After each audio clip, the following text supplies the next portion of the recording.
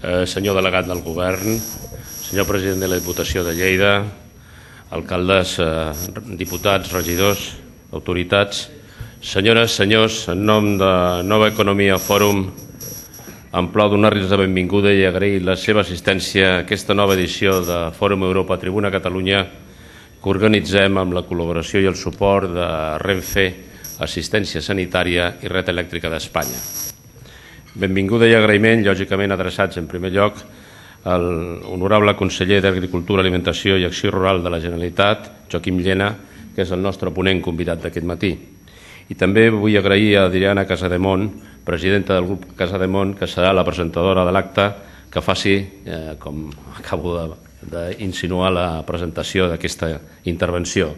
Senyora Casademont.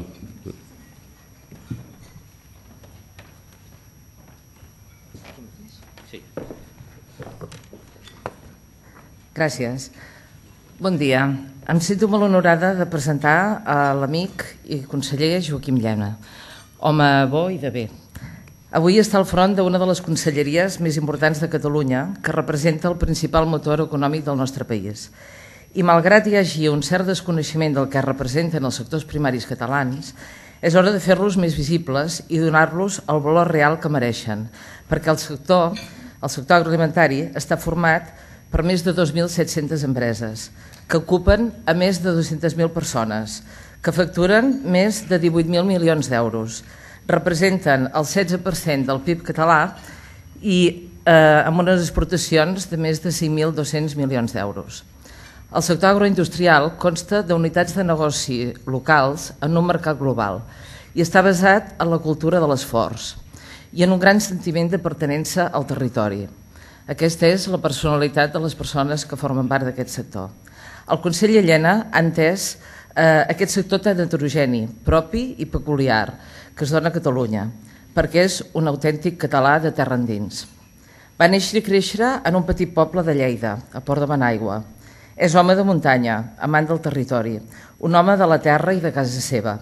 La seva mare, l'Albina, ànima del restaurant de la seva família i reconeguda cuinera, el va ensenyar a valorar els productes de la terra. El conseller Llena no ha seguit a l'ofici dels fogons, però sempre ha estat al costat i ha recolzat els cuiners catalans, avui reconeguts a tot el món i amb prestigi de la gastronomia catalana. Ell és una persona d'alt nivell intel·lectual, llicenciat en Medicina i cirurgià, doctorant, una formació orientada a servir, a tenir cura dels demés i ajudar-los a la millora de la qualitat de vida. Va complementar la seva formació amb la llicenciatura de Filosofia i Lletres.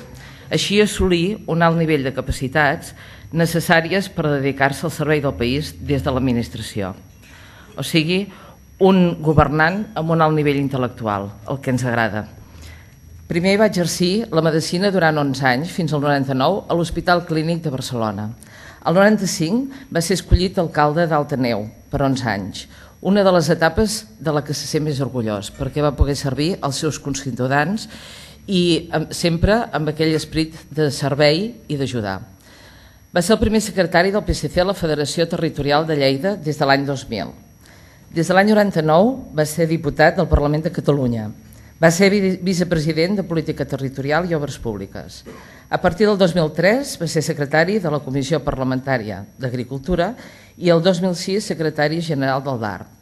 El 29 de novembre del 2006 va ser nomenat conseller, canviant la denominació de DAR a Conselleria d'Agricultura, Alimentació i Acció Rural, on ha defensat les polítiques actives dirigides cap a assolir el major equilibri en el territori que ell anomena el Jardí de Catalunya, vetllant sempre per la millor sintonia en el camí dels nostres productes, de la terra a la taula. El conseller Llena es distingeix en ser una persona propera i dialogant per fer front als molts obstacles del sector i trobar solucions a totes les seves problemàtiques. En saber trobar sempre oportunitats on només hi ha problemes. En ser generós i treballador per fer un servei públic eficient i coherent. En ser honest i valent per afrontar tots els reptes del sector més estratègic de Catalunya, l'agroalimentari. Potser pertanyem a un sector amb poc glamour, però se l'ha de considerar i valorar, perquè no és un sector especulatiu, perquè crea ocupació i perquè és l'engranatge imprescindible perquè l'economia del nostre país evolucioni de manera equilibrada i sostenible i amb projecció internacional. És el primer sector industrial de Catalunya i s'ha de dir amb veu ben alta, amb orgull i la força necessària en aquests moments de crisi global, perquè aquest sector és l'únic que encara crea ocupació, té activitat i augmenta les exportacions. Per tots aquests motius, el conseller ha liderat i posat en marxa l'Observatori de Preus per fomentar el diàleg entre els agents de la cadena agroalimentària i així reduir pressions de l'origen al mercat. És el més ferm defensor de la política agrària comunitària, a la que defineix com un acte d'intel·ligència política, perquè ha permès donar estabilitat als preus dels productes. Ha donat un fort impuls a l'IRTA, l'institut més emblemàtic i eficaç a nivell europeu, exemple únic del que ha de ser la recerca aplicada al món alimentari, així com el CENTA, que és el més ambiciós vehicle per a la innovació i projecció de les companyies d'alimentació catalanes. En Prodeca s'han posat a l'abast tots els mitjans necessaris per facilitar que les empreses puguem promocionar els nostres productes arreu del món i a l'exterior. El conseller és un líder honest, honrat i humil. Crec fermament que és d'aquells polítics que han actuat de manera ferma i noble, perquè ha fet i treballat, sense oblidar mai els seus orígens per tal de millorar el nostre complex sector i per fer un servei al país. Conseller, li agraeixo en nom de tot el sector que representa que estimi el nostre país, que defensi i reivindiqui el valor i prestigi de la nostra terra i els seus productes i que se'ns respecti com a motor econòmic tant a dins com a fora de Catalunya. Li cedeixo la paraula.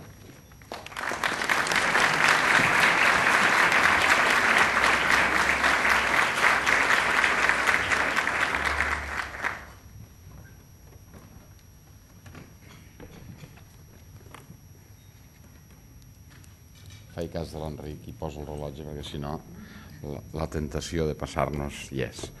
Molt bon dia a tothom, membres de la taula, senyor Enric Badia, senyora Adriana Casademont, senyor Antonio Carmona, senyora Teresa Basurte, delegat del govern, senyor Joan Rangel, president de la Diputació, subdelegats, diputats, regidors, alcaldes, autoritats, senyores i senyors, molt bon dia. Voldria agrair a Fórum Europa Tribuna Catalunya l'oportunitat que em brinda per segon any consecutiu de parlar-los d'un sector tan desconegut a la nostra societat com necessari per la nostra fisiologia i important per a la nostra economia. I de manera molt especial voldria agrair-li que hagi volgut presentar-me, sobretot amb la generositat que ho ha fet. No s'ho creguin tot, hi ha posat molt bon cor, molt bona intenció, cosa que jo li agraeixo de veritat. Gràcies, Adriana. Tots vostès la coneixen, és una dona treballadora, lluitadora i tenaç, exemple d'emprenedoria incansable, sempre a la recerca de nous horitzons, innovadora per vocació i per convicció i, sobretot, cosa que li agraeixo més, és que sempre està disposada a donar-te una mà. No és casualitat que sigui una de les dones més joves del país amb la distinció de la Creu Sant Jordi. Ara fa un any els vaig parlar del que els deia la senyora Casademont. Els vaig parlar del sector agroalimentari, de la seva potència, de les seves particularitats i del seu comportament davant la crisi. Els vaig dir, entre altres coses, que era, amb diferència, el principal sector de la nostra economia i que teníem el clúster agroalimentari més important d'Europa. Avui he vingut a parlar de futur, a plantejar-los un horitzó pel que fa temps estem treballant i on l'optimisme hi té cabuda, a parlar d'un nou escenari important pel sector i per al conjunt del país, perquè és una de les activitats econòmiques que més oportunitat ens pot oferir per sortir de la crisi. Quan parlo de sector, i no ho puc entendre ni ho entendré mai d'una altra manera, parlo des del productor, el transformador, el distribuïdor, el petit comerç, el consumidor i l'administració. Els nostres agricultors estan passant per un dels moments més crítics de la història recent. En 10 anys han tingut que afrontar 3 crisis sanitàries, una d'alimentària, una de financera i diverses de mercat. Hem posat en marxa un pla de xoc que serà aprovat pel govern la propera setmana i que gaudeix del suport dels nostres productors. El proper abril tindrà lloc al Parlament de Catalunya un debat monogràfic per abordar de forma integral quin és el camí, quin és l'horitzó del nostre món agrari. Avui no m'extendrem a això. Avui he vingut a explicar-los el per què l'agricultura torna a estar de moda. Torna a estar d'actualitat, recuperant el paper estratègic que per molts ja fa anys que havia perdut. Permetin-me començar exposant 4 visions diferents sobre el futur de l'agricultura. La primera és d'un senyor que es diu Howard Davis, que és l'actual director de la London School of Economics. En un article publicat fa un any en un diari del nostre país ens deia, reflexionant sobre la crisi a Espanya, la crisi afectarà tant a Espanya que la seva solució passa per tornar a ser un país agrícola. L'Organització de les Nacions Unides per a l'Agricultura i l'Alimentació, en les conclusions de la reunió d'experts a Roma al juny del 2009, ens diuen el següent. La producció agrícola mundial haurà de doblar-se durant la primera meitat del segle XXI per alimentar 2.300 milions de persones addicionals. Es necessitaran més de 120 milions d'hectàrees o noves hectàrees de conreus. Això, perquè es facin una idea, és Espanya, França i Itàlia junts. Gustavo Duc, editor de la revista Sobirania Alimentària, declarava recentment en una entrevista: Europa somiava amb un territori sense pagesia, que el menjar arribaria de fora sense embrutar-nos les mans. El somni ja és un malson. Paul Kennedy, professor d'Història i director d'Estudis de Seguretat Internacional a la Universitat de Yale, ja fa 2 anys va començar a dir i a repetir que en les properes dècades tots els països del món, inclosos els del primer món, valoraran cada cop més les matèries primeres com essencials i estratègiques. Aquests 4 autors, aquestes 4 opinions, parlen amb adjectius i èmfasi diferents sobre el món actual i el futur i el paper de l'agricultura. El director de la London School of Economics, tot i que parla amb cert menyspreu de l'economia espanyola i de l'agricultura, ens l'apunta com un dels camins per sortir de la crisi. La FAO fa referència a l'agricultura i a l'alimentació des d'una òptica social i, si volen, moral, i ens diu que en un futur immediat hem de doblar la producció d'aliments que estem fent avui. Abans de 30 anys hem de duplicar la producció. Gustavo Duc ens parla dels prejudicis que durant massa temps aquesta falta de glamour a la que feia referència a l'Adriana ha tingut el primer món respecte a l'agricultura. El recordo que no fa ni 2 anys, intel·lectuals destacats del país ens deien que per què gastàvem aigua produint aliments, que el que havíem de fer era anar a fora d'aquí. Aquest autor ens introdueix o ens reintrodueix un concepte que teníem ja oblidat, l'autobastiment. Res més lluny de la realitat. Una de les principals preocupacions de molts països és arribar a tenir un nivell d'autobastiment alt. I no els dic països poc importants. Rússia, i hem tingut ocasió d'estar-hi recentment, una obsessió, arribar al 80% de les seves necessitats. La Xina el mateix. I no oblidin que els Estats Units encara és el graner del món. I finalment Paul Kennedy ens parla de racionalitat, de la importància de les anomenades commodities i d'una estratègia econòmica irrenunciable per als països del primer món. Tots ells coincideixen que el futur, i especialment el nostre futur, passa necessàriament per més agricultura. Hi ha moltes evidències que recolzen la necessitat de produir més aliments, socials, filosòfiques, morals, però també n'hi ha d'econòmiques i d'oportunitats de generar riquesa i ocupació. Veiem-ne algunes. Primera evidència. El primer sector de l'economia francesa és l'agroalimentari, amb una facturació de 165.000 milions d'euros. El primer sector de l'economia espanyola és l'agroalimentari, amb una facturació de 90.000 milions d'euros. El primer sector de l'economia catalana, i amb més diferència respecte als altres, és l'agroalimentari, amb una facturació que, Déu-n'hi-do, 18.000 milions d'euros. Amb un increment continu en els darrers 15 anys del nostre sector, fins i tot en un any com l'actual, avui no els hi donaré dades com vaig fer l'any passat, però que quan comptes el volum de vendes, no dic l'import, el volum probablement superi en molts casos el 2008. Segona evidència. Catalunya és el clúster agroalimentari més important d'Europa. Així ho evidencien els estudis de l'Observatori de Clústers de l'Escola Econòmica d'Estocolm. L'Observatori conclou que som el territori amb més densitat i amb més capacitat de generar ocupació i riquesa al voltant del sector agroalimentari. I una dada molt important. Tenim una indústria agroalimentària amb una alta productivitat i amb una alta competitivitat. Tercera evidència, més enllà de les alertes de la FAO. El cert és que la població del món continua creixent. Les dades de Nacions Unides ens diuen que en el període 98-2008 la població dels països en vies de desenvolupament ha crescut en 710 milions. La previsió per al 2018 és de 750 més. I dades molt importants. En els darrers 10 anys, 950 milions de ciutadans del món han sobrepassat el límit del poder adquisitiu per tal de comprar aliments industrialitzats. És a dir, hem incorporat al nostre mercat en 10 anys gairebé 1.000 milions de nous ciutadans. I en aquests 10 anys, 230 milions s'han incorporat en el que podríem dir el mercat de més elaborat o de més valor afegit. Les previsions pels pròxims 10 anys és que 1.000 milions més s'incorporaran en aquest mercat de poder comprar elements o aliments elaborats i uns 370 s'incorporaran a la gamma una mica més alta de més valor afegit. Quarta evidència. Podria semblar que els estic parlant d'estadístiques o de previsions, però el cert és que la demanda anual d'aliments, incloent-hi l'any 2009, creix cada any un 15%. Fins i tot el consum de vi, que a casa nostra baixa, en la resta del món, globalment, creix un 10%.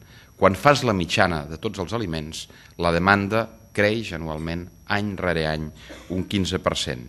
S'imaginen que a qualsevol sector de la nostra economia, en un moment de dificultats com les que estem, els hi diguéssim que l'any que ve i l'altre, això creixerà un 15%. Estem parlant d'oportunitats, estem parlant de futur. Cinquena evidència. Vostès recorden la crisi de les matèries primeres de l'any 2007 i amb les conseqüències tremendes pel sector ramader i pels consumidors en general. Alguns ho van atribuir als biocarburants, altres a l'especulació. Segurament va ser multifactorial. Hi havia moltes qüestions, una d'elles curiosíssima. En un any normal, en el mercat de futurs de Chicago i en les bolses dels productes alimentaris o agraris, normalment el volum de negoci és l'equivalent a 20 collites dels Estats Units, que no és poca cosa. Durant l'any 2007 i 2008 vam arribar a 160 cops a l'import de la collita dels Estats Units. La realitat era multifactorial, com els he dit, però tothom coincideix en que hi havia una manca d'estocs. La reserva d'estocs de commodities era la més baixa dels últims 30 anys. I avui això no ha canviat. Estem en una situació idèntica. Hi ha productes en els que no podem, l'oferta no arriba a tapar l'increment de la demanda que es produeix anualment. Estem en una situació idèntica i qualsevol encostipat ens pot fer tornar a la situació del 2007. Un encostipat vol dir una mala collita o l'augment del preu del petroli amb l'efecte reclam que pot tenir sobre els cereals per produir bioetanol o bioalcohol.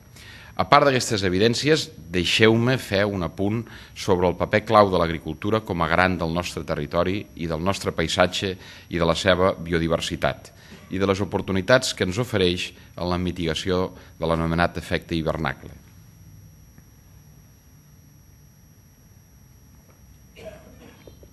Catalunya té una superfície de 3.300.000 hectàrees. Tota l'activitat intensa, les ciutats, els pobles, les carreteres, els ferrocarrils, les autopistes, els polígons industrials, passen en 300.000 hectàrees. La resta, els 3 milions, són 1 milió d'hectàrees de conreu, boscos, bosquines, els erms, i aquest 90% és gestionat pels nostres propietaris agrícoles i forestal, pels nostres pagesos. És una dada a tenir molt en compte. S'imaginen què hauríem de fer si no tinguéssim els nostres pagesos? Que aquesta no és la seva principal, no és la seva vocació ni és la seva principal finalitat. I una dada més. Una hectàrea de regadiu pot fixar 30 tones de monòxid de carbó, el mateix que un bosc amazònic en plena producció. Crec que els arguments exposats són algunes de les raons per les que crec que entrem en un període que tots plegats serem més conscients del paper rellevant que té l'agricultura. Precisament això és el que avui voldria remarcar-los-hi, que els hi quedés molt clar. que som el primer sector de la nostra economia i el que més oportunitats ens pot oferir per sortir de la crisi, més que el químic, més que l'automobilístic i més que tots els altres sectors. Però també vull insistir en que el nostre sector agroalimentari, des del productor fins al transformador, necessita més atenció, tant per part de la nostra ciutadania com per part dels sectors econòmics, com per part dels governs i dels mitjans de comunicació. I quan dic atenció, vull dir més reconeixement, més valoració i més dedicació. Cal un marc d'estabilitat per tal que puguin acabar de resoldre alguns problemes estructurals que més enllà de la conjuntura actual venim arrastrant des de fa temps.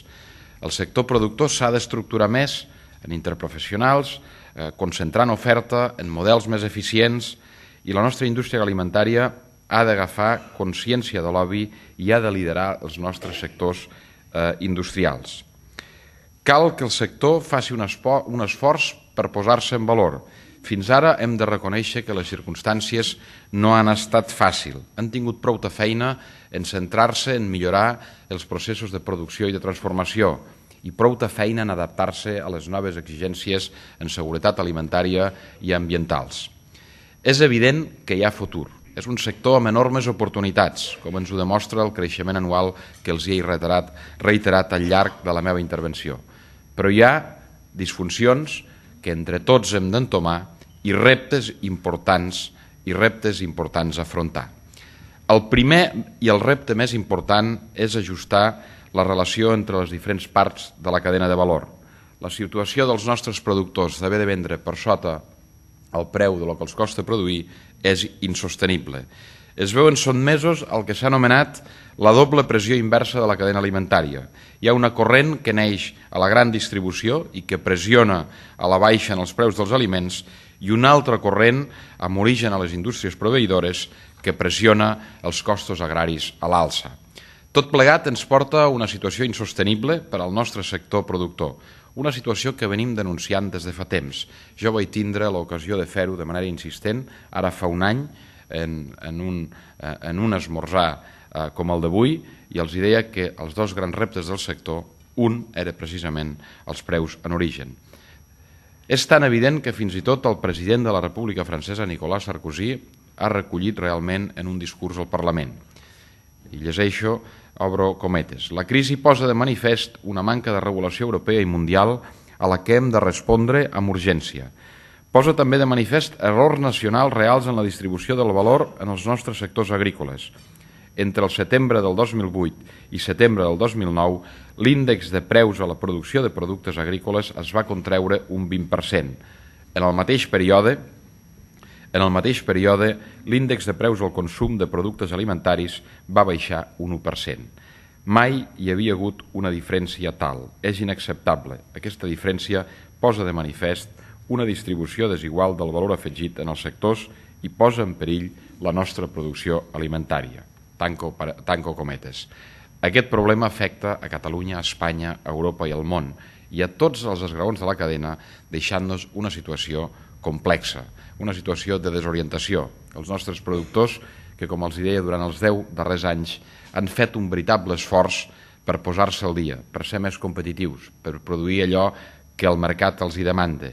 Avui estan atordits, endeutats i cansats de fer esforços de lluitar amb les inclemències meteorològiques, amb les crisis sanitàries i amb la incertesa dels preus. La nostra indústria agroalimentària està patint també la pressió en els preus, la por a una davallada en el consum i l'amenaça de les marques blanques. I tenim una gran distribució necessària, però que concentra massa decisió i que, immersa en fortes dinàmiques de competència, pot acabar ferint tant al sistema productor com a l'agroindústria com a la petita i mitjana distribució. Ja els he explicat en unes quantes ocasions que això no es pot arreglar amb una llei de marges que no té cabuda en el lliure mercat. Però també és veritat que no podem deixar que això continuï així. Què estem fent? En primer lloc, hem de convèncer i estem intentant-ho als organismes de la competència en el marc de la Unió Europea que els productes del camp, per les seves característiques de necessaris, peribles i sotmesos a la variabilitat i a les inclemències del temps, han de tenir un tractament diferenciat. No es tracta de fixar els marges que pot guanyar un productor ni un transformador. Es tracta d'evitar precisament aquests abusos al llarg de la cadena. Junts hem de ser capaços d'utilitzar tots els mecanismes per donar transparència a la cadena de valor, fixar els costos de producció i que per sota d'aquests preus no es pugui vendre. Hem d'aconseguir que tota la cadena de valor sigui un conjunt d'operadors que interactuen entre si, que la indústria i la distribució aprenguin a tractar amb cura els nostres productors i que aquests últims aprenguin a dialogar de manera permanent amb la resta d'operadors. En el marc de la Unió Europea tothom comparteix aquesta inquietud. Tots els ministres de la Unió Europea coincideixen en que l'actual funcionament del mercat no acaba de ser just en la cadena agroalimentària. És un debat viu que estic vivint en primera persona com a representant de les comunitats autònomes de l'estat espanyol a la Unió Europea. Tothom comparteix que cal donar transparència a la cadena de valor i que el consumidor ha de conèixer com es generen els preus des de l'origen fins al final. En aquest sentit, a casa nostra anem una mica per endavant. Hem creat l'Observatori de Preus i una cosa molt important, la taula o la Comissió de Bones Pràctiques Comercials, que d'entrada hem aconseguit una cosa inèdita, que 40 operadors del conjunt de la cadena s'asseguin en una mateixa taula. Soc conscient que això no ho resol tot. Un responsable d'una organització agrària em deia els indis tot el dia observaven i pràcticament van desaparèixer. És veritat. Jo espero que no ens passi amb els nostres pagesos. Però aquest marc de relació ens permet establir relacions bilaterals entre els uns i altres. Em consta i sé que a partir d'aquestes trobades han començat aquestes relacions bilaterals en la recerca d'un codi de bones pràctiques. Aquest marc de cooperació és l'únic que pot ajudar que tothom pugui guanyar-se la vida. La gran distribució ha d'entendre que necessita tant a productors com a la indústria de transformació i que no pot posar en perill la seva viabilitat. El mateix dic per la indústria. El 75% dels productes del camp van a la indústria i un 25%, que són els productes en fresc, una part va a la gran distribució. Crec que no trobar aquest camí de concertació, de no trobar-se aquest camí, la pressió que s'acabarà generant serà insuportable. Pressió per part de consumidors, dels graons de la cadena i de les pròpies administracions. S'imaginen què pot passar en una societat tan mediatitzada com la nostra si comencen a aparèixer, ja sigui a internet o a d'altres indrets, llistes d'operadors justos o injustos. No estic donant idees, estic explicant el que en algun país ja ha passat. Tenim més coses a fer, tenim que explorar d'altres maneres de vendre, d'altres maneres de donar valor afegit als nostres productes. Segon gran repte és com abordem la reforma de la política agrària comunitària. Després de gairebé 40 anys, encara avui els nostres ciutadans no entenen per què tenim una política agrària comunitària. No s'ha sabut explicar, no ho hem sabut explicar. Ni la gent del sector, ni els responsables polítics, ni en general ningú. No hem sabut explicar el principal motiu pel qual es va articular la política agrària comunitària. Els seus objectius inicials eren clars, en un ambient de postguerra, assegurar l'abastiment d'aliments, assegurar que la gent es quedés en el món rural produint, garantir que la gent del món rural es guanyés o tingués un nivell de renda similar als dels pobles i, la més important, garantir estabilitat en els preus i garantir que els nostres consumidors poguessin tenir aliments a uns preus raonables i estables. Per tant, el destinatari final de les ajudes de la política comunitària són el conjunt de la ciutadania, el conjunt de consumidors. I això no ho hem sabut explicar. Avui té més sentit que mai una política agrària comuna. La meva resposta és contundent. Cal, evidentment que cal. Cal, la història, l'Adriana explicava com defineixo la política agrària comuna. Jo dic que és l'acte d'intel·ligència política més gran, un dels més grans del segle XX, però també és una història de molts encerts i alguna errada. Crec que hem d'afrontar el futur amb 3 o 4 línies. Avui no és el lloc adequat per fer un gran debat sobre la política agrària comuna, però jo crec que, en primer lloc, per lo que els he dit, hem de garantir l'abastiment d'aliments sans i de qualitat. És evident que hem d'orientar les nostres produccions en el mercat, però també és evident que ens calen mecanismes de regulació d'aquests mercats. El mercat ho hem tornat a reaprendre, no ho arregla tot, fins i tot ho pot espatllar bastant. Jo crec que ens cal una política agrària amb instruments de regulació, amb xarxes de seguretat, amb mecanismes de seguretat que garanteixin, si pot ser collites, però també rentes per als nostres productors. Una PAC que ajudi a la reciprocitat del comerç internacional. Obertura, sí, no pot ser d'una altra manera, però compensant el sobrecost de les nostres exigències de seguretat alimentària i mediambientals als nostres pagesos. I, evidentment, exigint als productors de tercers països que facin el mateix que nosaltres obliguem a fer. I una PAC, evidentment, orientada cap a la sostenibilitat i afrontant els nous reptes de canvi climàtic i de combatre l'efecte hivernacle. En definitiva, davant l'escenari que els he descrit, en el que l'agricultura cada cop jugarà un paper més estratègic, no n'hi ha prou fins i tot amb una política agrària comunitària. Cal anar més enllà. Cal articular mecanismes de concertació amb la Farm Bill, que és l'equivalent als Estats Units, i amb les polítiques agràries, sobretot dels països emergents. Cal buscar mecanismes que vagin més enllà de la Unió Europea. Tercer gran repte, mantenir la competitivitat. Tenim un sector, com els he dit, amb una alta productivitat i una alta competitivitat. Cal fer un esforç per mantenir aquest nivell.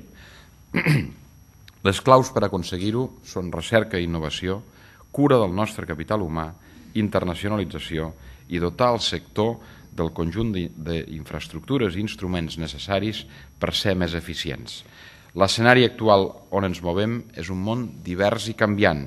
En els últims anys hem vist fenòmens que han anat modulant la demanda d'aliments fets com la immigració, la globalització. Avui mengem a qualsevol país del món sushi, mengem, evidentment, ja no dic cuina italiana, però en qualsevol país del món hi ha una oferta, hi ha una demanda global. La globalització ha homogenitzat la manera de menjar. Hi ha hagut un creixent interès del consumidor per la salut a través de l'alimentació, la posada en valor de dietes equilibrades com la dieta mediterrània, la cultura del cos o la cultura cap a la nostra gastronomia. Les noves famílies monoparentals amb exigències diferents, tot això és un niu d'oportunitats, si sabem adaptar els nostres processos productius a aquestes noves demandes. Aquestes oportunitats requereixen de nous instruments que permetin innovar a les nostres empreses agràries i alimentàries. Innovar no vol dir altra cosa que anticipar demandes o necessitats. És imprescindible fer una aposta sostinguda, gradual i intel·ligent per la recerca i la innovació. Després matiritzaré què vol dir intel·ligent. Massa cops, quan parlem d'innovació, ens venen al cap l'iPad, l'iPhone, l'iPod, i realment veus que hi ha actes brutals d'innovació en coses tan senzilles com tallar una escarola i posar-la en una bossa, o el Nespresso, o les màquines de fruita pelada, o les màquines que avui expenen llet fresca. Quan parlo d'intel·ligent em refereixo a que no pot ser d'una altra manera que en un marc de concertació amb el sector privat. És un país en el que hem tingut sempre dificultat a l'hora de definir quin paper té cada actor. Nosaltres, l'administració, ha de ser posar instruments i posar-nos al servei del sector. Permetin-me explicar-los una anècdota en una visita recent a Rússia. Vam visitar, a part, evidentment, dels organismes oficials, vam visitar l'Acadèmia Russa de Ciències Agrícoles. 33.000 persones treballant. I quan els van preguntar què feien, ens van preguntar que creuaven cabres. Què ens estan explicant? Estem creuant cabres. Després vam tenir una reunió amb els operadors importants del sector i amb representants polítics. I ens van demanem a l'Institut de Recerca i Tecnologia Agroalimentària de Catalunya que ens digui què podem plantar, què podem sembrar en aquest territori. Això vol dir una aposta intel·ligent i gradual. El servei públic ha d'estar al servei de l'empresari i la recerca i la innovació té sentit si té una aplicació final, si no, no en té. El camí està traçat. Tenim instruments potents en els que l'administració juga un paper important, però sempre complementant la iniciativa privada. Tenim plans, tenim projectes i estem realitzant coses importants. L'IRTA és un institut modèlic, és l'enveja o l'admiració ja no dic de les comunitats autònomes, fins i tot d'alguns països, present en més de 27 municipis de Catalunya, capaç de signar convenis amb universitats dels 5 continents i que en 3 anys han endegat projectes concrets i col·laboracions amb més de 700 actuacions amb empreses particulars, amb empreses privades. I a part de col·laborar i impulsar centres tecnològics com el Centre de Recerca en Economia i Desenvolupament Agrari, el Centre de Recerca en Sanitat Animal o el Centre de les Noves Tecnologies Agroalimentàries i actualment el Centre de la Fruita en procés de construcció. Comptem també amb la implicació de les administracions locals, una anella agroalimentària amb un seguit de parcs tecnològics, Girona, Alimentació, Lleida, el Parc Tecnològic de Gardeny i Reus amb el Centre Tecnològic de Nutrició i Salut. Jo crec que en aquest ambient de parcs, aquí conflueixen les empreses, les universitats i les administracions. Tenim a punt d'aprovar un pla de recerca i innovació 2010-2013. El conseller Huguet el portarà en les properes setmanes a govern amb una dotació de més de 5.000 euros. I tenim projectes tan engrescadors com el campus d'excel·lència agroalimentari, on per primera vegada s'ajunten totes les universitats catalanes amb un cert lideratge de la UDL i és un marc fantàstic per la recerca i on també han de confluir les empreses, les administracions i el coneixement. Un segon element clau per la competitivitat del nostre sector és el capital humà. Més que mai cal tenir cura d'aquest capital, que és el nostre principal actiu, fomentant-ne la formació i reconeixement i valorant la seva experiència. Cal millorar els processos de formació i sobretot d'informació del nostre sector. Ho estem fent, però hem de formar per produir, però sobretot hem de formar per vendre.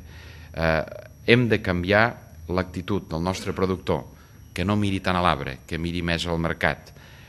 Jo crec que és un repte que a poc a poc estem aconseguint.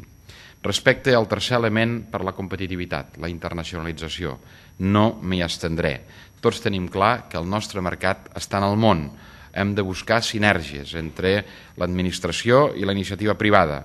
Hem endegat un complement al pla d'internacionalització que el que pretenem és posar-nos a disposició del sector, com ha fet el sector càrnic. Ja et dic, Jaume, tindràs tot el suport i el secretari ja s'ha posat a fer la feina perquè el vostre pla d'internacionalització el puguem complementar en allò que calgui. Farem el de la fruita, farem el del vi i els que calguin. Internacionalització sí, però mercats interiors també. A Catalunya tenim un hàndicap, no posem prou en valor les nostres produccions, els nostres vins, els nostres productes, i això no pot ser. Hem de continuar treballant, explorant mercats i ventes de proximitat, productes de quilòmetre zero, productes ecològics, d'altres maneres de vendre, on el productor pot estirar el valor afegit al llarg de la cadena, i hem de muntar tots els instruments necessaris des de les administracions locals i de la Generalitat per poder explorar aquestes xarxes de proximitat. I finalment, des de l'administració hem de fer el possible per dotar el sector d'un seguit d'infraestructures irrenunciables com són els centres de recerca que els ja he explicat. Estem construint un centre de recerca a les Terres de l'Ebre ampliant relacionat amb l'aqüicultura. A Reus vam inaugurar una fàbrica experimental d'alimentació animal. Estem construint el centre de la fruita a Lleida i fa 2 anys vam inaugurar el centre de les noves tecnologies agroalimentàries. També infraestructures de regadiu. Mai com avui s'ha invertit en regadius, des de les Terres de l'Ebre fins al Pirineu.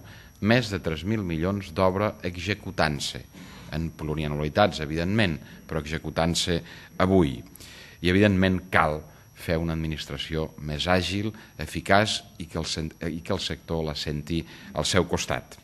Competitivitat i eficiència són gairebé sinònims. Quan critiquem a la gran distribució, d'alguna manera els estem reconeixent l'eficiència. S'han fet grans, s'han organitzat i són molt eficients, cosa que estem demanant contínuament al conjunt de sectors. Tenim un llarg camí per millorar, concentrar l'oferta, concentrar producte, compartir gestió, augmentar la dimensió de les nostres empreses i cooperatives, aconseguir interprofessionals més sòlides, simplificar, com els deia l'administració, tot plegat ens pot ajudar a estructurar millor el nostre sector.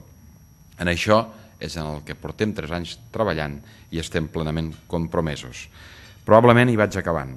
Avui estic nedant contracorrent. Els estic parlant del sector més vell de la nostra economia i els estic dient que tenim més futur que mai. Portem 2 anys escoltant els grans gurus i intel·lectuals dient-nos que hem de canviar de model productiu. Canvi radical de model productiu, com si fos tan fàcil com canviar-se els mitjons. Quan sento això, em sembla que estem menystenint el que som i el que hem fet. El molt que heu fet alguns dels que esteu aquí.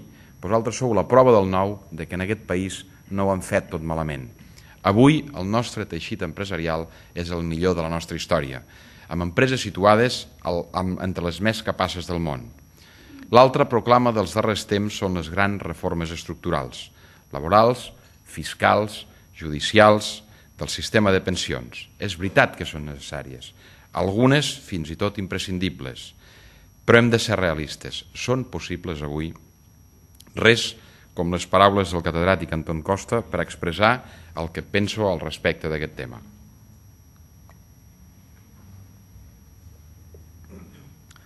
L'economia del desenvolupament ens diu que el camí del canvi ja no és tant el de les grans reformes proposades per gurús benevolents i imposades des de dalt, com el d'un lideratge capaç de promoure la imaginació pel canvi, capaç de persuadir i de coordinar les motivacions de tots els actors. S'imaginen què hagués passat a la SEAT de Barcelona si s'haguessin imposat des de fora les regles de flexibilitat i moderació salarial lliurement negociades i acceptades pels treballadors? Aquest és el camí. Crec que aquestes paraules resumeixen la realitat del que està passant. Després d'aquesta crisi, res serà igual, però estic convençut que l'evolució de l'economia és similar a l'evolució de les espècies. Abans d'entrar aquí feia una broma. Jo no he estudiat economia. Si alguna cosa entenc és perquè tinc la sort de que els nostres economistes posen exemples de medicina, posen exemples de salut, i això em permet entendre. Utilitzant les ciències, la biologia i les ciències de la vida, els dic això, que els grans canvis col·lectius són un cúmul de petits canvis individuals, graduals, evolutius. Això és l'essència del darwinisme. El meu compromís com a conseller i la meva obligació és dibuixar un escenari de futur, veure entre les opcions del temps una escletxa d'oportunitat i aconseguir que tots els operadors de la cadena caminem junts, tracem junts el camí a seguir, decidim quins instruments hem d'utilitzar. A la millor els hi sembla idíl·lic, però només els diré que hi ha un camí i és aquest. Gràcies, resto a la seva disposició.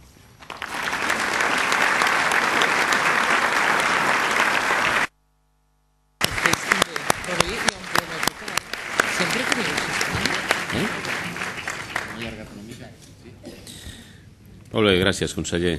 Passem tot seguit, si li sembla, al col·loqui. Ja tenim bastantes qüestions, bastant diferents, o sigui que no ho tindrà fàcil, em penso. No, poder sí, bueno, ja veurem.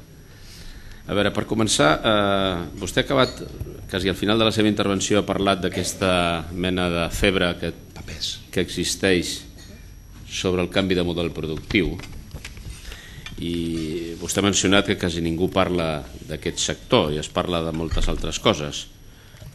Si més no, el projecte de llei d'economia sostenible que ja camí del Parlament o ja estarà entrant al Parlament i que es debatrà els propers mesos, quasi no en parla d'això. I som a temps de que parli? M'està parlant del Parlament, del Congrés dels Diputats? Sí, Congrés dels Diputats, la llei d'economia sostenible. Que parli, perdoni, senyor Badia, que estava buscant un paper i m'he despistat una mica. Repeteixo, a la llei d'economia sostenible, diguéssim, el sector agroalimentari pràcticament no apareix. I som a temps de que aparegui? Té que aparèixer? Total, jo crec que en primer lloc des del propi Ministeri s'han fet aportacions i tenim els grups parlamentaris. Vostè no explicarà la dinàmica parlamentària, però vostès saben que una llei quan entra al Parlament és precisament quan es pot farcir, es pot implementar, es pot complementar, totalment. I som a temps. I com tindria que aparèixer, des del seu punt de vista? Home, jo crec que hauria d'aparèixer com el sector més estratègic de l'economia espanyola, sense cap mena de dubte, i de la catalana, evidentment, estem parlant de l'estat espanyol. Jo crec que ha d'aparèixer com el sector més important, no perquè jo ho digui, és a dir, el drama del nostre sector és la poca notorietat social que tenim, ho deia l'Adriana, i quan sumes És a dir, les dades micro no són importants, però quan ho sumes tot te n'adones que estem davant del sector més potent. I atenció, és a dir, el nostre país és un dels recursos, és una de les opcions de futur per la sortida de la crisi i per continuar generant riquesa. Jo no sé si els he convençut, però jo crec que és aclaparador. Ha d'aparèixer com el sector més estratègic de la nostra economia, sense cap mena de dubte. Un dels tòpics dels nostres temps és si sabem o no sabem menjar. I aquí diu que ja no sabem menjar com es tenia que menjar, o que no mengem bé, poder les formes de vida ajuden a menjar d'una altra manera. Això és un enemic per al sector? No, jo crec que és una oportunitat. Hi ha maneres molt diferents de menjar, des de gent que volen productes ecològics, des de gent que volen fer una dieta que els permeti sentir-se millor, des de gent que són amants de la gastronomia, des de gent que han de comprar en base a un preu. Això no fa altra cosa que obrir les ofertes, obrir els possibles posicionaments del nostre sector en el mercat. És un ampli ventall. Jo crec que tothom a la seva manera sap menjar. També mencionava vostè en la seva intervenció, jo crec recordar que l'any passat, quan el vam tenir entre nosaltres aquí a aquesta mateixa tribuna, vostè es va mostrar bastant preocupat per al fenomen de les marques blanques. No sé si un any després està més o menys preocupat. Home, més preocupat perquè el que dèiem en aquell moment s'ha anat consolidant. Jo insisteixo, les dues grans amenaces del sector, això està escrit en la intervenció de l'any passat, les dues grans amenaces són els preus amb origen, que pot fer tontrollar el sistema productor, i la segona és les marques blanques, perquè poden fer tontrollar la competitivitat de la nostra indústria agroalimentària. Sense innovació no hi ha competitivitat. La marca blanca no dona marge per la innovació, i això és un fet evident. Si continuem fent el silogisme veurem que el següent pas és la deslocalització. És a dir, si no fem una cosa amb valor afegit aquí i fem senzillament el producte sense cap plus, el poden fer a qualsevol lloc. L'avantatge del nostre sector agroalimentari, quan els parlo de que té una alta productivitat i competitivitat, és que està al capdavant des de fa temps i fa els esforços per estar-hi. En el cas del sector productor és més fàcil d'entendre. Per exemple, el sector de la fruita. Nosaltres anem per davant perquè estem produint un tipus de fruita que ens posicionem en el mercat en èpoques on no hi va la gran producció. Per això som més competitius i som millors i tenim la sort d'un clima i d'uns avantatges. Però pensi que això d'aquí 2 o 3 anys ho pot fer qualsevol país. És a dir, nosaltres haurem de continuar innovant si no ens agafaran. Jo crec que lo de la marca blanca, permeti'm la broma, a pequeñas diòcesis, sí, però gaire no. Justament hi ha una pregunta sobre la fruita. Li plantegen que a la nostra terra tenim bons productes, bona fruita, però hi ha el problema de que en molts supermercats la fruita estrella és d'altres països. I què es pot fer perquè primer siguin els productes del territori? Moltes coses. La primera és fer pedagogia. Miri, jo, els francesos que he viscut sempre al costat de França, els admiro per al tractament que donen a lo que ells anomenen terroir. El reconeixement que fan a la feina dels nostres pagesos i la valoració que fan dels productes de la terra.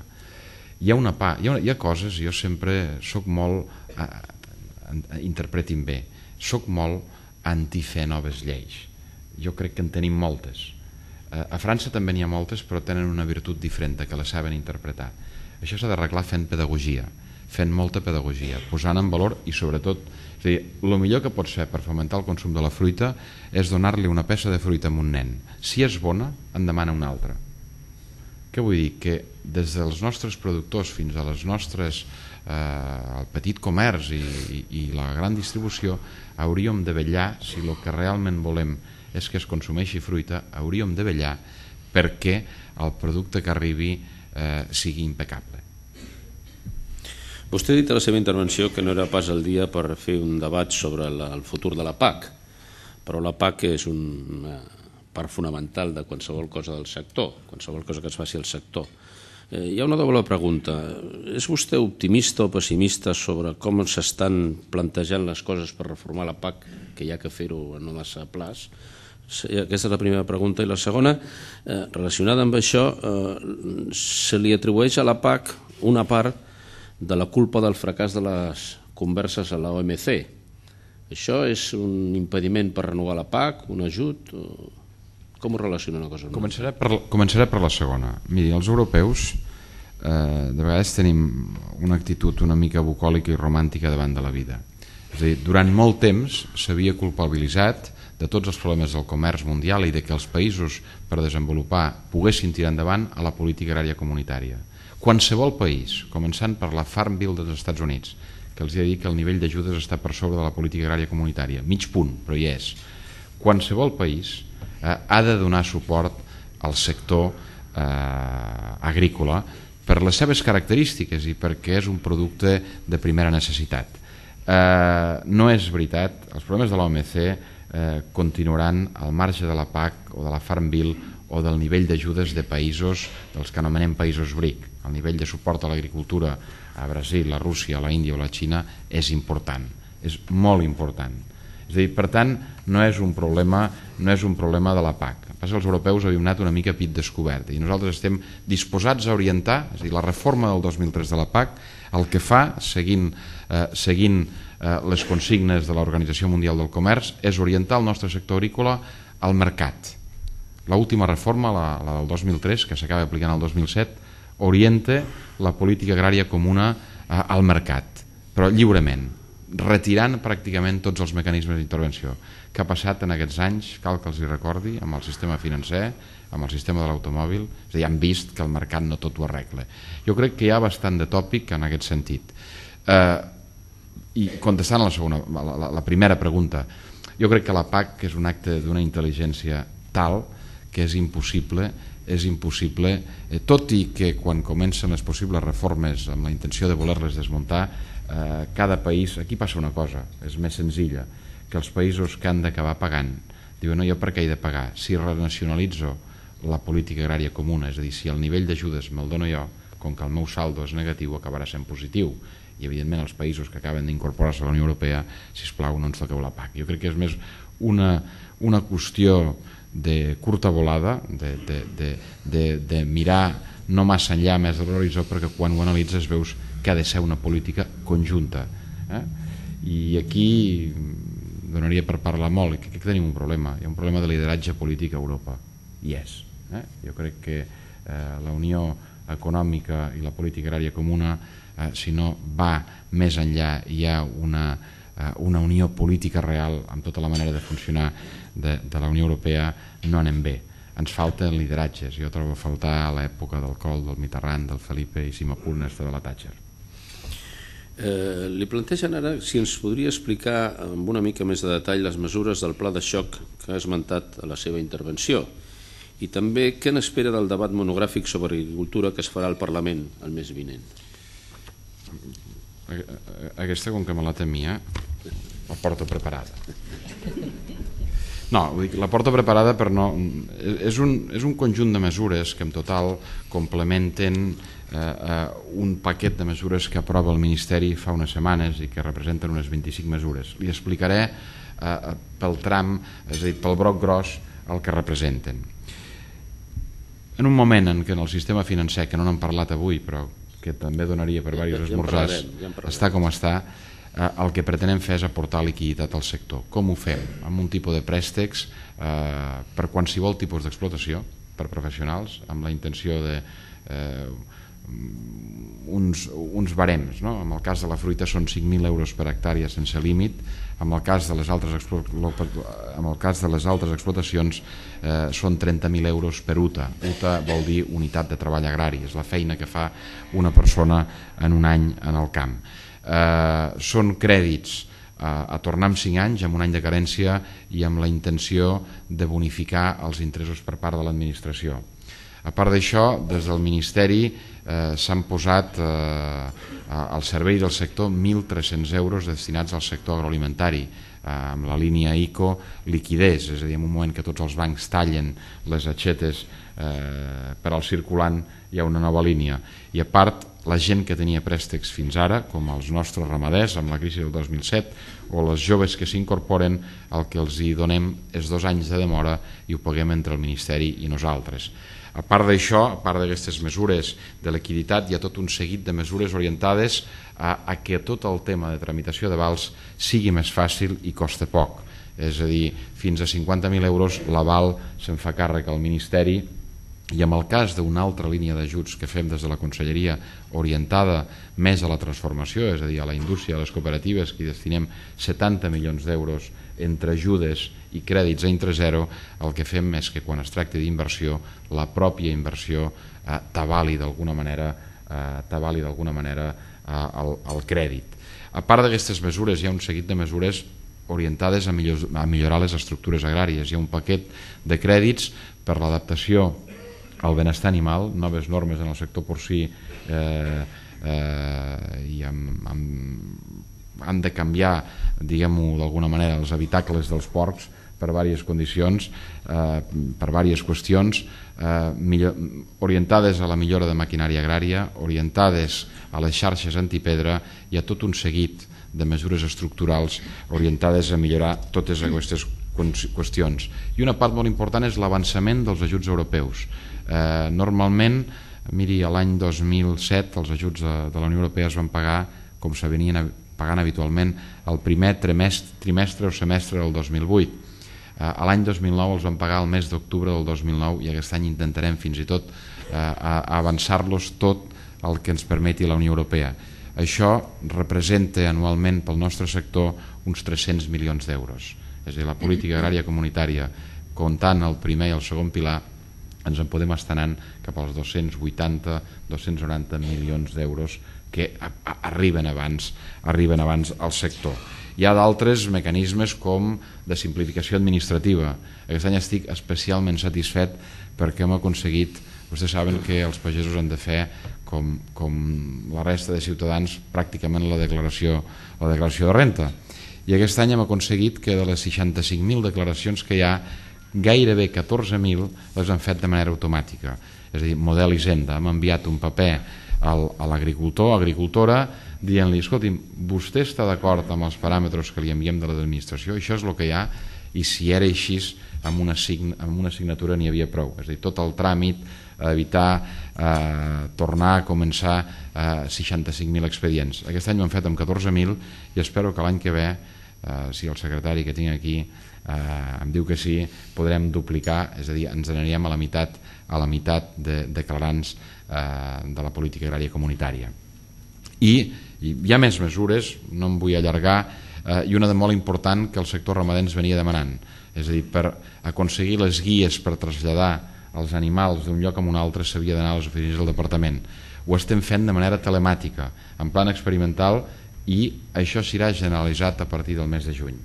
I d'altres qüestions com suport als nostres joves, han muntat, és a dir, arrel de que tothom se'ns queixa de que l'administració és lenta i farragosa, especialment en el marc de la crisi en el que estem, han muntat unes oficines d'atenció als joves emprenedors i a les empreses agrícoles i alimentaris en situació de dificultat.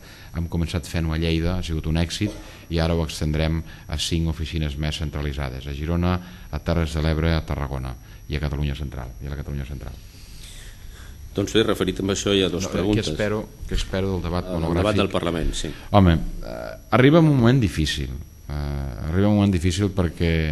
Perquè no ens equivoquem, estem en un ambient preelectoral. Aleshores, la part propositiva sempre té un objectiu, no? Però jo crec que n'espero 2 coses. Una, que els nostres ciutadans tinguin més reconeixement i admiració pel nostre sector agroalimentari, començant pels pagesos i continuant per la nostra indústria. I 2, que entre tots, de manera concertada, dibuixem un escenari de futur, que no passe per més ajudes. És a dir, estem en el topall d'ajuts que ens permet el marc on ens movem, que és la Unió Europea. Passa per generar instruments i per generar noves dinàmiques. Hi havia una pregunta que no sé si el millor ja està del tot contestada, jo li trasllado. Li demanaven què s'està fent des del seu departament per assolir la simplificació administrativa dels nombrosos tràmits que tenen que realitzar. No sé si vol afegir alguna cosa al que ja ha dit.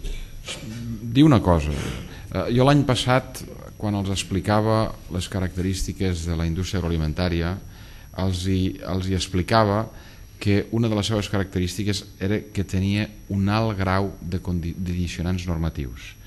Això volia dir que en els 10 últims anys hi havia, entre directives i d'altres qüestions comunitàries, 14.000 directives comunitàries, 98.000 pàgines del boletí oficial de l'Estat i 5 conselleries que tenen competència sobre això. Això vol dir que el grau de dificultat no és menor. Dit això, en el marc de la Conselleria d'Agricultura estem treballant, això és una cosa que explico en la intimitat, però avui l'explicaré.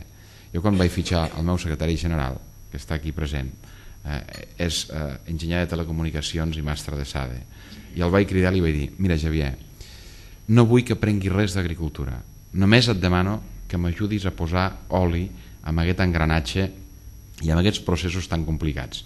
Jo crec que ens n'estem sortint amb coses, ens han donat fins i tot un premi europeu. Això no ens posem massa en valor, perquè som una conselleria que sempre hem de patir, però en el sistema d'informació geogràfica de les parcel·les hem tingut una distinció europea, una menció per la manera com ho hem fet. Avui en dia entres a internet o entres amb el teu ordinador i pots saber com està la teva parcel·la, si hi ha raïms, si hi ha peres o sí que hi ha i si quan hi són. Han fet diverses coses en aquesta línia. Per això, miri, la tentació de simplificar diria que pot condicionar molts altabaixos, perquè és un sector que cada cop que introdueixes canvis ho has de fer d'una manera, això també ho hem après, s'han de fer de manera gradual, perquè qualsevol canvi brusc et genera, els prejudicis que et genera tant en el sector com a l'administració són més grans que els beneficis.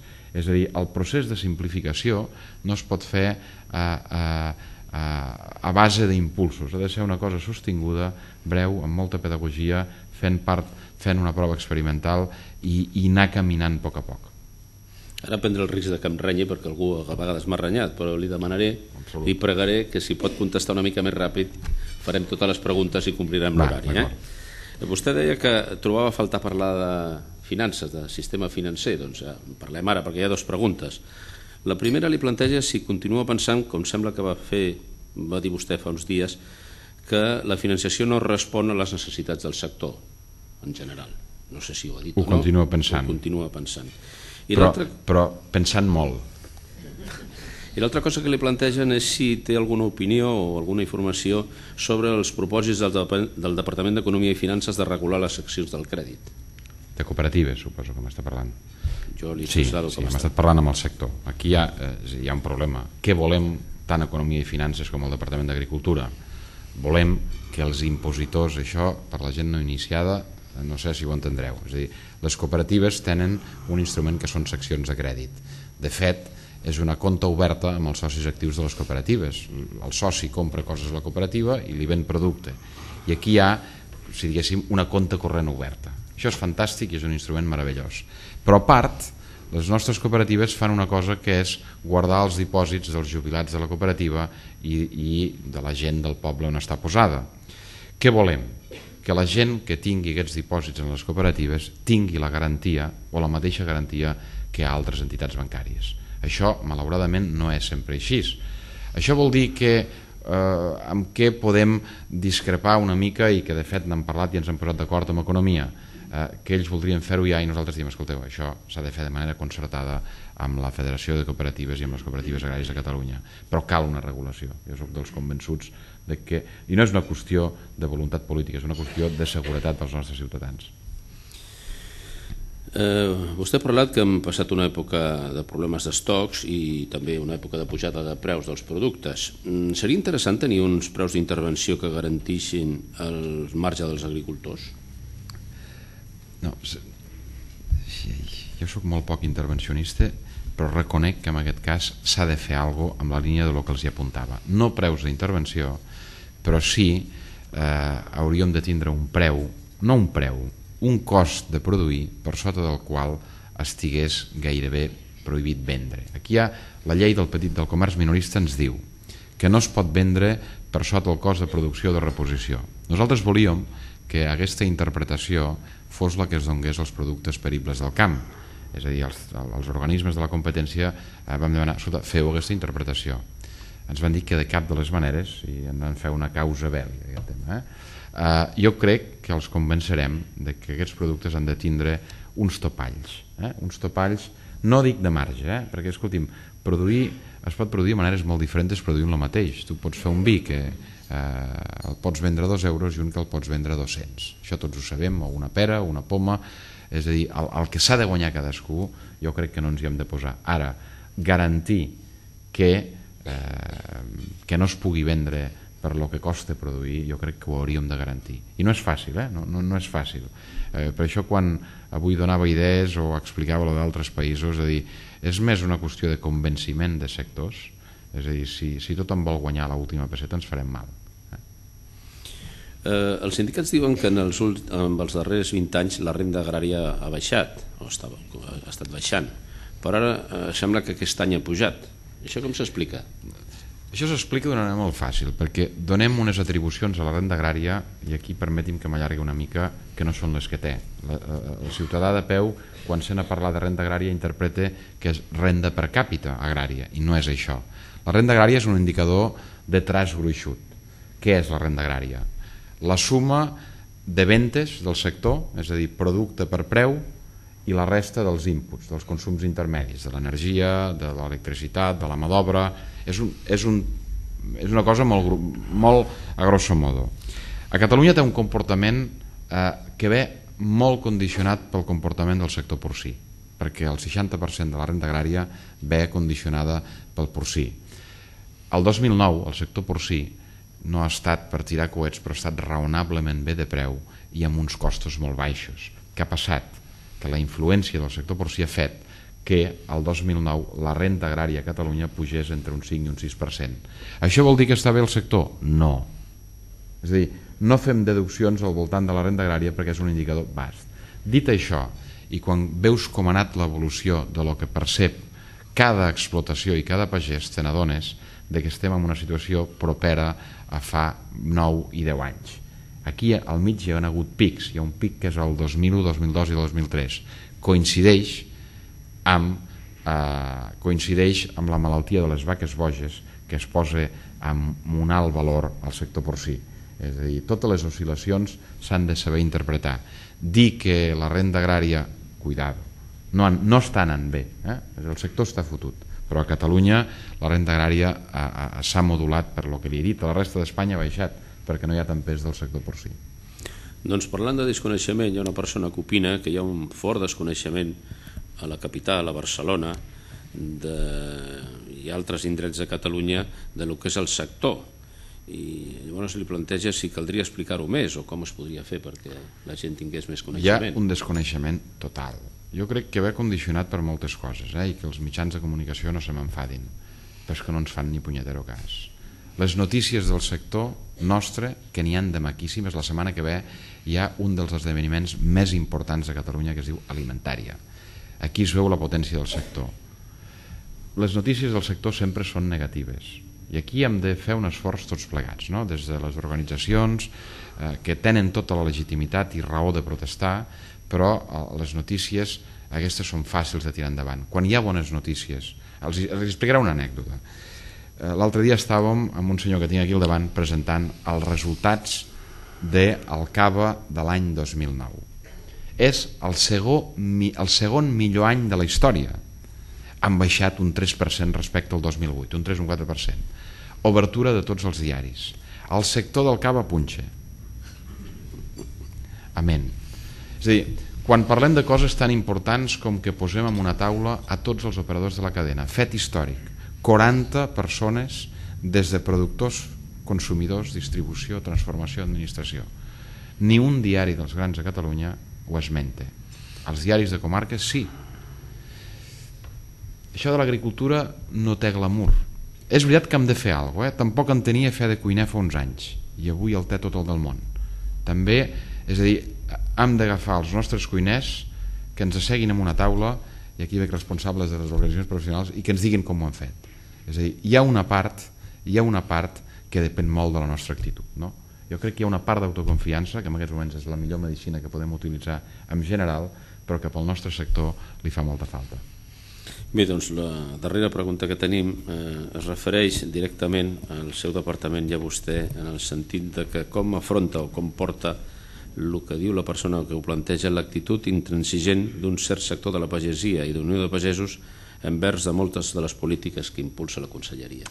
Jo crec que aquí és una qüestió de papers, tothom ha de fer el seu paper. Escolti'm, jo estic fascinat amb aquest sector, amb el potencial que té, amb la vida que pot donar als nostres territoris, jo soc de Lleida, amb la vida que pot donar el sector agroalimentari a Lleida. Ara, hem de deixar els tics del passat, hem de fer coses innovadores. La melancolia porta fins on porta. És a dir, jo crec que hi ha una cosa que jo no sé si... Mira que soc vehement, però potser no se m'entén. Tenim un món que demana un 15% més d'aliments cada any. La solució on està? A l'administració o en el mercat? En el mercat. L'administració no ha de deixar sol el sector. I, evidentment, cada organització reivindica el que creu. Jo tinc una molt bona relació amb gairebé totes les organitzacions. Amb alguna hem tingut més diferències perquè és la més important del país. Però jo crec que els dos busquem el mateix, les organitzacions i la Conselleria. Tots busquem el mateix. Tots cerquem que el nostre sector tiri endavant. Ara, com s'escenifica? Jo crec que hauríem d'anar a unes classes d'art no dramàtic. Hem d'aprendre a escenificar de nou. No passa res perquè algun dia el sector i la Conselleria anem agafats de la mà. No és pecat. Jo crec que hi ha diverses coses que hem d'afrontar. L'administració ha de canviar molt. És a dir, escolti'm, jo quan explico com he viscut l'administració des de la Conselleria diria moltes coses. Les organitzacions també. És a dir, jo crec que hem de fer un pas endavant per posar-nos en valor, per donar glamour amb aquesta feina i amb aquest sector econòmic, que la gent ens respecti. Quan ens queixem tant no ens respecten la gent. Jo explico una anècdota, com que és l'última m'allarga una mica. Jo era alcalde d'un poble molt petit del Pirineu. Quan baixaves aquí a explicar penes, el primer dia et miraven bé. El segon ja veies que es movien a la cadira, allò que m'explicaves tu, Enric, abans de començar. El segon, ell em deia, quan veguis que es mouen de la cadira, para. El segon ja es movien de la cadira. El tercer, els hi veies a la cara, ja torna aquest plastre, aquest pesat a queixar-se. I el quart ja no et rebien. Jo crec que la situació és dramàtica avui per tothom, i el sector de l'agricultura està passant-ho molt malament, però hi ha altres sectors que estan més fotuts. També ho hem de reconèixer. Jo crec que entre tots hem de fer un salt amb la manera de significar les nostres relacions. Jo també reconec que jo no hi he contribuït moltes vegades. És una qüestió que tenim aquí a representants de les organitzacions, de vegades cadascú agafa una posició i no la dona torça. Jo crec que només hi ha un camí, i ara venen eleccions i és el pitjor moment per parlar d'aquestes coses, o pot semblar bucòlic, utòpic. El sector, si el volem fer gran, hem d'anar tots els operadors, des del productor fins a la distribució del consumidor de l'administració, orientant cap a una direcció que és l'única possible. Bé, doncs Antonio Carmona, que és delegat de Comunicació, Marca i Publicitat de Renfe, tancarà l'acte en nom de l'organització i els patrocinadors. Antonio. Finalment, per acabar, agrair al conseller Joaquim Llena i a Adriana Casademont la seva presència avui a Tribuna Catalunya. A vostès agrair-los la seva assistència i convidar-los als propers actes de Fórum Europa. Bon dia.